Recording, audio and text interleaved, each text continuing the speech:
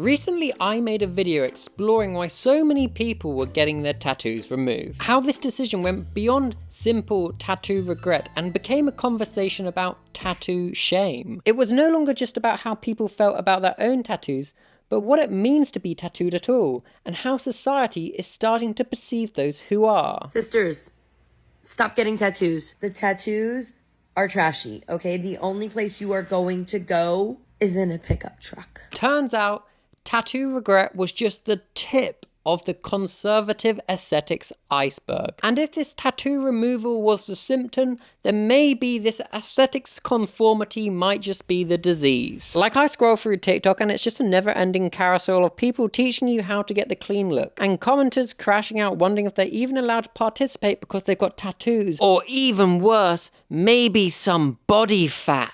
And then there just always is one of those old money guys in one of those terrible quarter zips trying to sell me his finance course that will give me financial freedom. I don't want your course, Kyle. The only person getting financial freedom here is you. A morally bankrupt vulture who perfectly embodies what this aesthetic is about.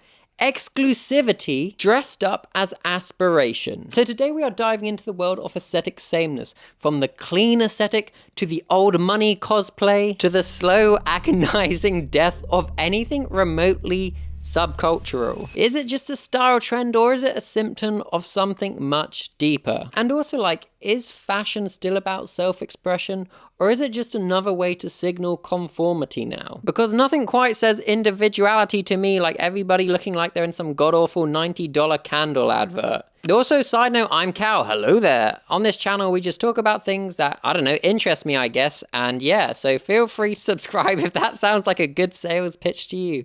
Okay, bye, back on with the video, yes. Let's start by looking at the aesthetics currently strangling TikTok with a vice-like grip. Clean, old money, and quiet luxury. These words have absolutely dominated the For You page lately, and honestly at this point to me it all feels like it's merged into one hyper-curated movement. Like, you've definitely seen it, knowingly or not, pushed by TikTok's algorithm. This very homogenous aesthetic, you know, just like how the traditional goth all those years ago rebelled against the traditions and mainstreams with their aesthetic. This look quite honestly does the opposite. It is tradition. It's not pushing back, it's fitting in, subtly signaling wealth, discipline, and social order. And genuinely, listen, if you like this aesthetic, that is awesome. Okay, I am not here to roast your individual style choices, but what we can discuss and look at is how this shift in aesthetic is part of a much bigger trend, and what that might be saying about where society is heading. Because this simply isn't just about beauty and fashion. It is about what kind of person gets associated with being clean,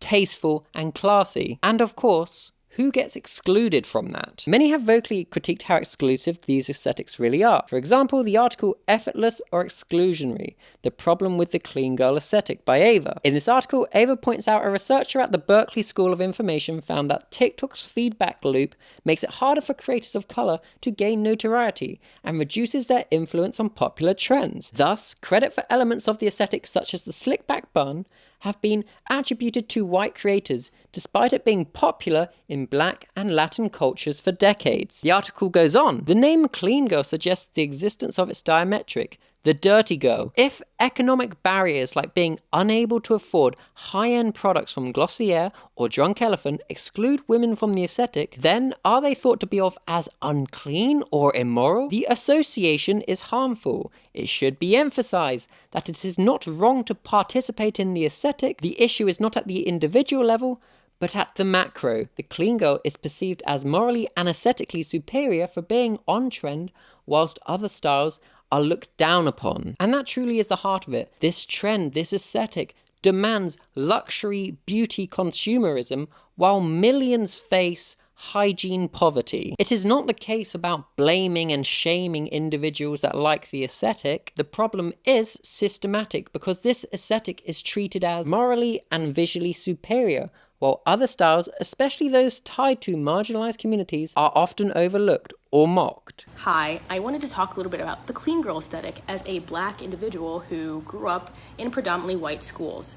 When I was growing up, that aesthetic, okay, we're talking lip gloss, big earrings, and having your hair slicked back, if you were a black person at my school or a person of color, having that look was considered, I know it's not PC, I don't like to use this term, ghetto, which is a negative term that people would label black people with if they were considered like uncouth. And if you scroll through the old money side of TikTok, you will notice the same visual pattern repeat itself. Video after video, you just simply see white men in suits. Aesthetic tradition dressed up as aspiration. Clean girl aesthetic is often marketed as effortless.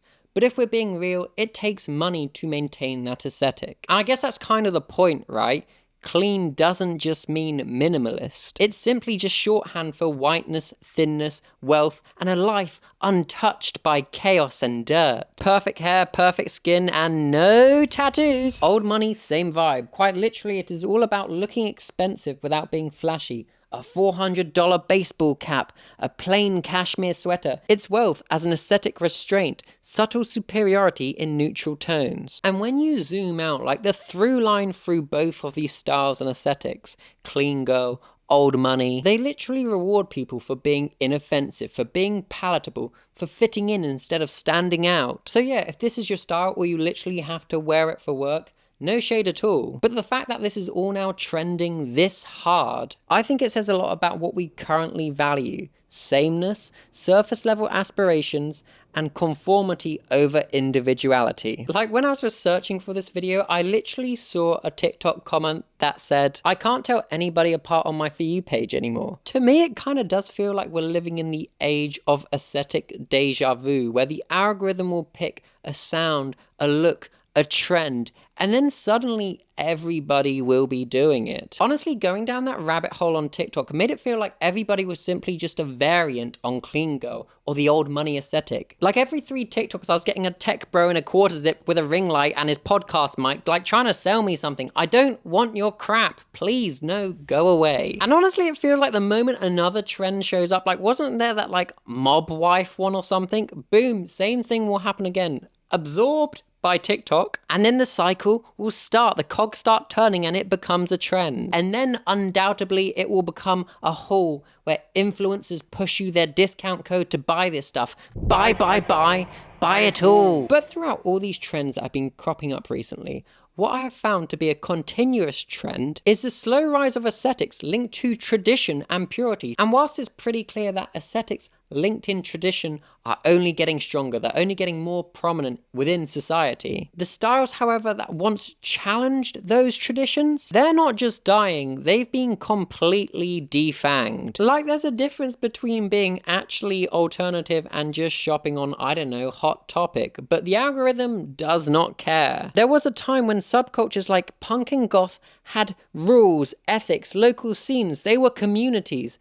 They weren't trying to be palatable, they were trying to push back. But now, most of these have been turned into aesthetic categories in a drop-down menu. Side note, yes, these subcultures are still alive, but the mainstream has absorbed them to just be these little aesthetics you can just buy and have shipped to your door overnight. Today, alt is quite literally just a vibe, a filter, a sound that trends on TikTok for a week. The writer Terry kind of discusses this in their Vox article. Unlike the radical subcultures of yore, which had their own visual schema, language and aesthetics, these digital scenes aren't exactly subcultures, at least not in the traditional sense. In the framework of capitalism, everything unique is just content waiting to be monetized. So yeah, you can dress punk and you can buy your punk outfit from a mainstream store, but if it's trending, well, it's kind of just lost all meaning, hasn't it? And here's the big kicker with that conversation. By turning rebellion into a trend, the mainstream, Creepy Old Man Incorporated, the big corporations, they don't lose any power at all. They absorb it, as it is then sold back to us in palatable pieces. This is why we're literally seeing aesthetics that were once considered countercultural alongside the clean girl aesthetic, the old money aesthetic. It truly is rebellion declawed by keeping the aesthetics associated with these countercultural movements trendy, but also toothless. Tradition and all that encompasses it as exclusionary as that may be, will remain the ultimate aspiration. So why? Why does this happen? Why is everybody suddenly dressing the same? One, the algorithm rewards familiarity. If one slick back bun gets millions of views, you will see 100 more. TikTok is quite literally always in trend echo chamber mode. 2, economic anxiety. Quiet luxury feels aspirational without being flashy. A Vogue business report said, periods of economic uncertainty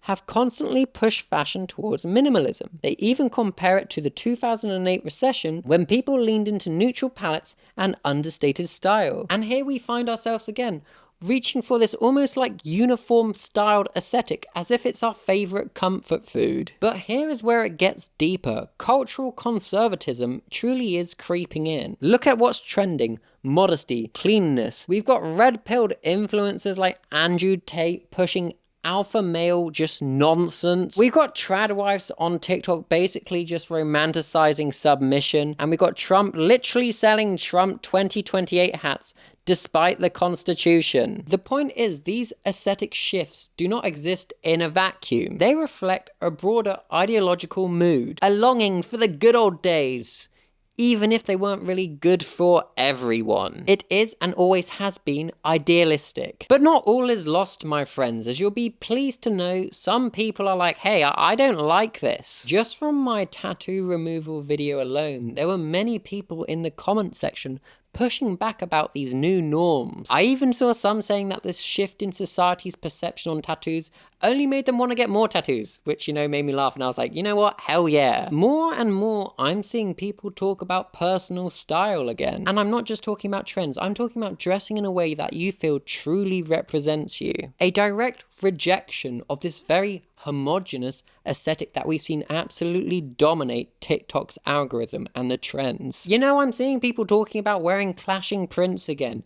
You know, basically creating and curating outfits that look like you've got dressed in the dark. And honestly, at this point, I'm truly all here for this. And it's not like we're going full Tumblr core anytime soon, but the fact that there is this vocal portion of people who oppose this and want to circle back to something less curated. More personality, less perfection. That is human. Because at some point the clean, rich-coded and perfect just becomes boring. At some point the aspirational becomes exhausting. And the more that the aesthetic conformity gets packaged as the default, the more people will push back. Even if it is just with an aggressively ugly sweater. That's good enough for me. So yeah, hey, maybe the TikTok trends and algorithm makes it seem like everybody looks the same now. But if there's one thing we do know in human history, sameness always does spark rebellion. And of course, fashion has never simply just been about clothes, and it never will just be about clothes. It reflects our values, our fears, and what we're reaching for.